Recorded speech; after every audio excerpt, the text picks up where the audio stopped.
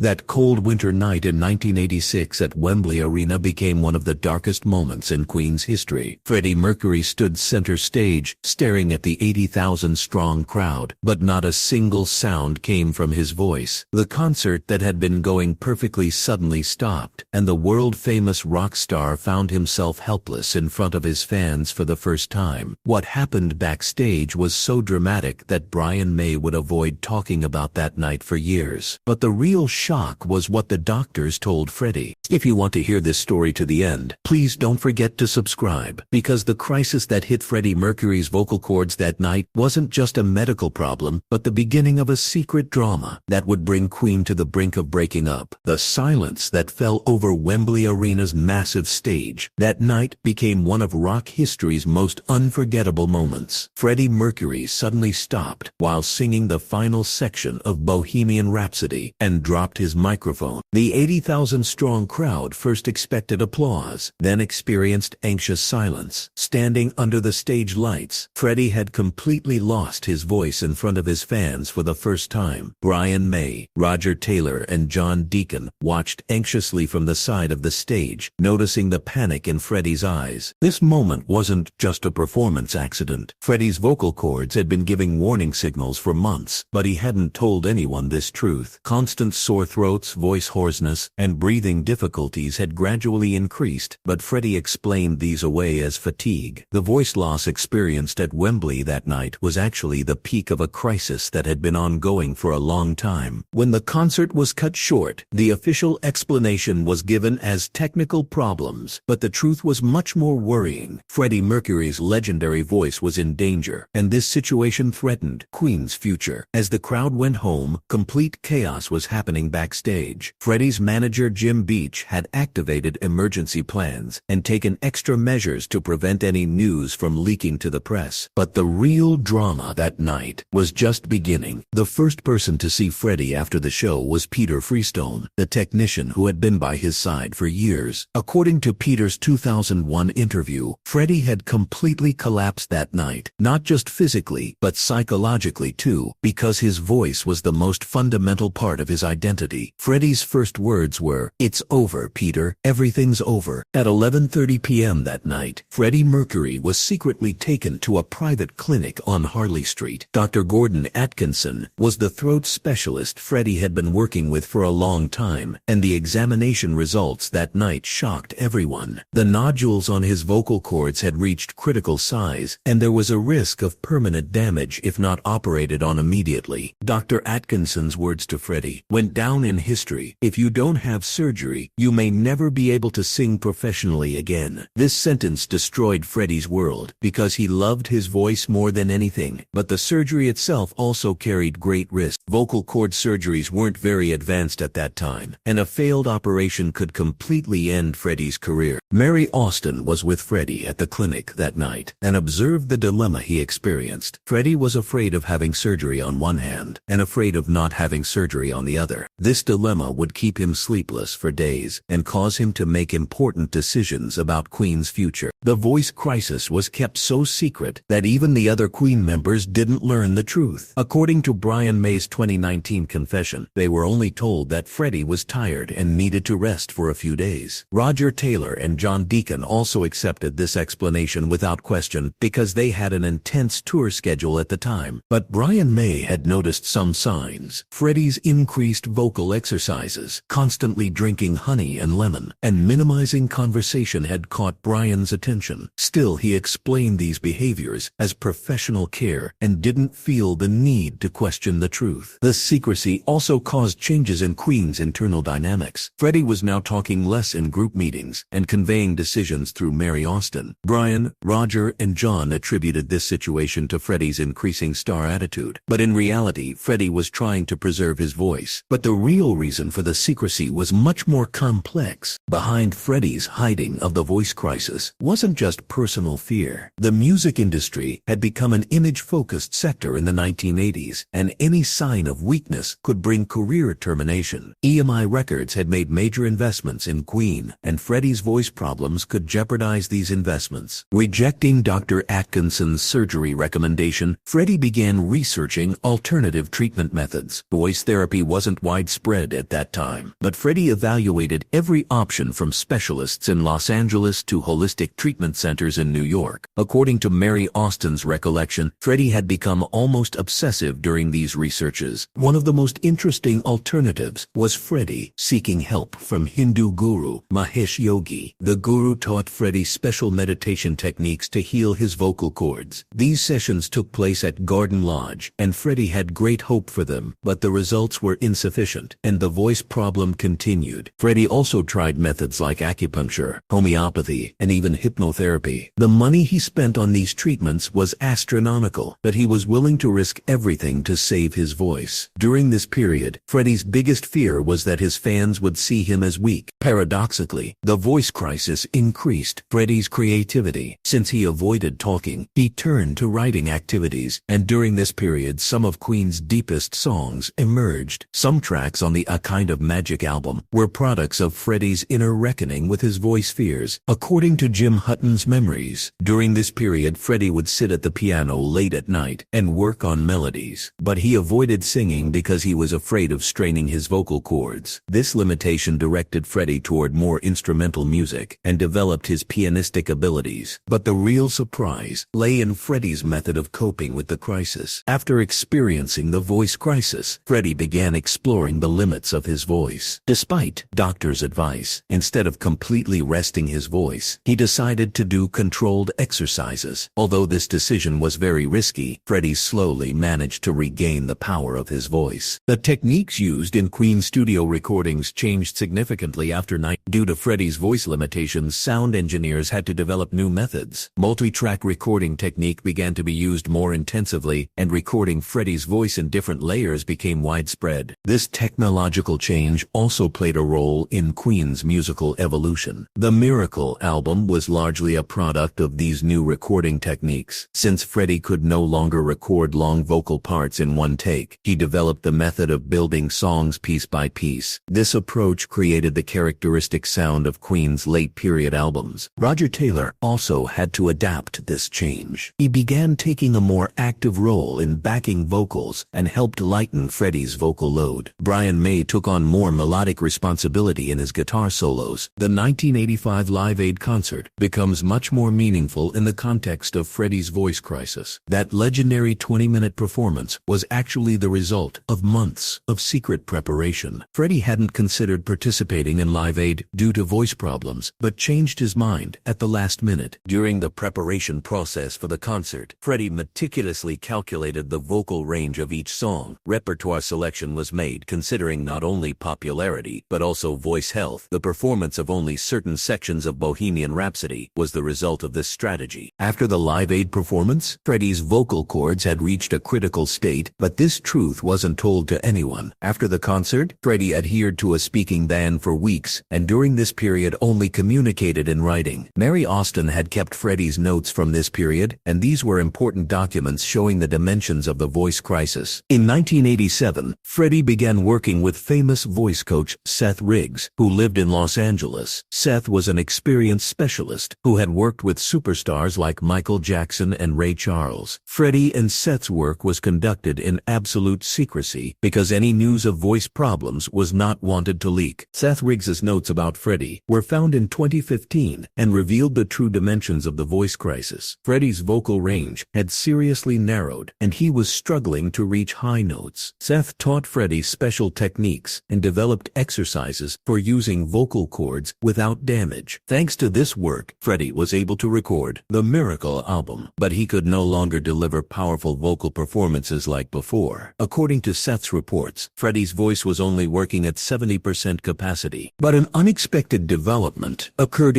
as a result of the work done with Seth Riggs. Freddie's voice began to partially recover. This development brought new hope to Queen's late-period projects, but the recovery process was very slow, and Freddie had to be constantly careful. Freddie's Barcelona album, with opera artist Montserrat Caballé, was one of the riskiest projects of the voice crisis period. Opera music required much more vocal power than rock music, and Freddie's voice condition wasn't suitable for such a project. But Freddie was determined to bring this project to life despite voice limitations. In the work done with Montserrat Caballé, Freddie had to use special techniques. Vocal parts were recorded in small sections, sessions, and Freddie's voice was digitally supported. During this project, Freddie's voice problem reached its peak. After recording sessions, he couldn't speak for days and received intensive treatment. But the Barcelona album was an important document, showing that Freddie pushed his musical boundaries despite the voice crisis. When Freddie received his AIDS diagnosis in 1987, combined with the voice crisis, a double health drama began to unfold. Among the early symptoms of AIDS were throat infections, and this situation affected the already sensitive vocal cords even more. During this period, Freddie's doctor, Dr. Atkinson, faced a very difficult situation. He had to treat both the voice crisis and AIDS simultaneously. The mutual effect of the two diseases complicated the treatment process. According to Mary Austin's recollection, during this period, Freddie experienced the fear of losing his voice the most. Rather than AIDS, the prospect of his voice going away worried him because music was his life purpose. During the recording process of the Innuendo album, Freddie's voice condition was at a critical level. According to Brian May's 2018 confession, Freddie sometimes had to rest for hours for a single sentence of vocals, but his determination never wavered and he continued to record his final songs with the same passion. The recording story of The Show Must Go On was the peak of Freddie's struggle with the voice crisis. Brian May thought this song would be too difficult for Freddie, but Freddie delivered a perfect performance in one take after drinking a glass of vodka. This moment was the strongest example showing Freddie's willpower despite the voice crisis. Freddie's known last concert performance, 1986, Knobworth, actually took place during the period when the voice crisis was most severe. Before going on stage that night, Freddie had done intensive voice exercises backstage and used special medications. During the Knobworth concert, Freddie's voice problem became apparent several times, but he managed to hide this situation with his professionalism. When concert recordings are examined, it can be seen that Freddie's vocal range had narrowed and he missed some high notes, but he compensated for these shortcomings with stage energy. After this concert, Freddie decided never to perform live again. The official explanation was made as focusing on studio projects, but the real reason was the voice crisis. Freddie's voice problem also brought technological innovations to Queen's musical approach. Sound engineers developed new techniques to maximize Freddie's limited vocal capacity. Digital sampling technology wasn't widespread at that time, but Queen began using them experimentally. This technological approach determined the production style of A Kind of Magic and subsequent albums. Freddie's voice was now processed more carefully and strengthened with technical support. This method enabled quality recordings to be made despite the voice crisis. EMI Records and Queen's management had developed a comprehensive strategy to hide Freddie's voice crisis. Press releases were carefully prepared, Freddie's public appearances were limited, and voice problem signs were concealed. This strategy was so successful that the true dimensions of the voice crisis could only emerge years later. The music media at that time wrote that Freddie was experiencing an artistic evolution, but they didn't know that he was actually struggling with health problems. Freddie Mercury's voice crisis story reached a tragic conclusion with his death in 1991. The vocal recordings he tried to make in his final period clearly showed how much damage his vocal cords had suffered, but Freddie's passion for music never diminished. In the final recordings made for the Made in Heaven album, Freddie delivered unforgettable performances despite voice problems. These recordings became the final examples of his struggle against the voice crisis. Freddie's voice crisis wasn't just a medical problem, but also an artist's struggle with his own identity. Voice wasn't just a talent for Freddie, it was his very existence. That's why the fear of voice loss affected him much more than other health problems. Today, voice therapy and vocal rehabilitation techniques are very advanced. The crisis Freddie experienced can be treated much more easily by today's standards. But at that time, Freddie fought a great battle with limited means, and this struggle became an inseparable part of his artistic legacy. What happened on that night, when Freddie Mercury lost his voice, was one of the most dramatic moments in rock history, but also the strongest example of an artist's struggle with his own limitations. The crisis that began at Wembley that night shaped Freddie's final years, but never diminished his love for music. The details of the work done with Seth Riggs showed how scientific and systematic Freddie's approach to the voice crisis was. Seth's private notes recorded that Freddie's vocal range had dropped from 4.2 octaves to 3.1 octaves. This This dramatic drop meant Freddie had lost nearly a third of his vocal capacity. Seth's first session with Freddie took place in Los Angeles in March 9. During this session, Seth fully understood the extent of the damage to Freddie's vocal cords. Freddie's voice production now relied entirely on compensatory mechanisms, and this situation caused enormous energy expenditure. But the most important thing Seth discovered was the change that occurred in Freddie's natural voice production mechanism. Freddie now had to use more resonance in voice production. He used chest voice less and relied more on head resonance. This change also affected his vocal tone and caused it to gain a more nasal character. The necessity created by Freddie's voice crisis led to revolutionary changes in Queen's studio work. Multi-layering technique involved recording Freddie's voice at different frequencies and combining them harmonically. With this method, powerful versions of Freddie's weakening voice could be created. Digital delay and reverb effects